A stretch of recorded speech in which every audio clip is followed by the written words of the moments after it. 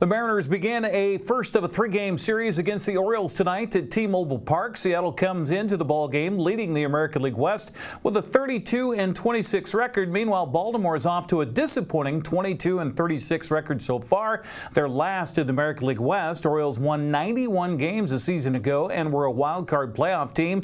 Now they trail the Yankees in the division by 14 games. Baltimore sends four-game winner Tomoyuki Sagano to the mound to face Seattle's George Kirby. Now, Kirby has struggled in his first two starts after beginning the season on the injured list with an 0-2 record and an inflated 11.42 ERA. First pitch at T-Mobile Park at 6:40. That's going to be broadcast on Root Sports Northwest. There were only two games involving division teams in the American League West last night. The Angels beat Boston 7-6, while the Athletics fell to the Twins 10-4. Seattle remains a half game in front of Houston in the standings as the Astros begin the first of three games in Pittsburgh.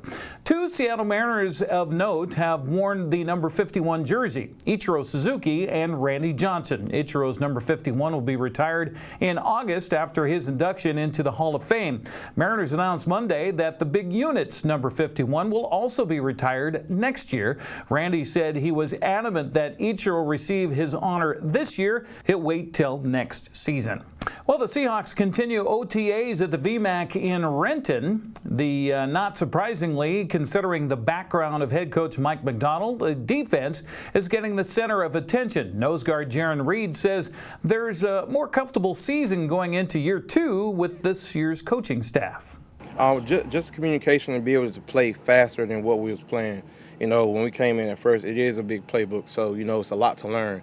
And I think that now, just banging off of last year, growing what we already know, coming in and then redoing it, it's like, you know, reading the same book over and over again.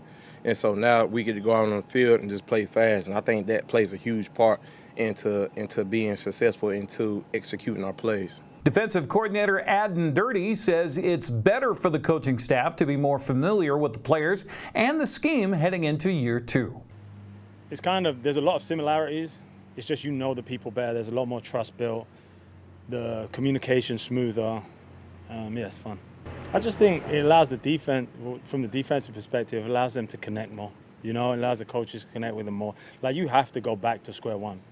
Like, no matter what foundation you've built, you have to go back to square one, reteach it, and build it up again. Like, we got a stronger foundation this time. Last year we was doing it from just brand new, but now it's obviously we're building on the same thing. So now it allows you to, I would say, connection, and then we can teach some of the whys within the plays. Seattle's defense improved from 30th in the NFL in 2023 to 14th last season. Jarran Reed says they have much higher goals heading into this season.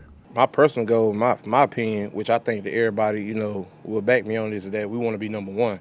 You know, we want to be number one in every category. That's what we're striving for. I mean, we're hungry. You know, every game may not be perfect, but, you know, that's what we're striving for. That's what we're working hard to get to. I think everybody kind of, you know, just deflated the balloon a little bit, because last year, I think, you know, we weren't holding our breath, but, you know, nobody knew what to expect. It was a new staff, you know, and for us, we were new players, and for us to them, it was new coaching staff. So everybody had to learn each other, you know, learn our likes, what we like, you know, how we play. And I think it's the main thing. It seems like everybody now is just meshing and gelling together. And I'm really excited to see how this season goes. Defensive back Devin Witherspoon says he and the rest of the defense are prepared to carry the load for the entire team if need be this season. You can go to Seahawks.com for more information on OTAs as well as the Seahawks schedule.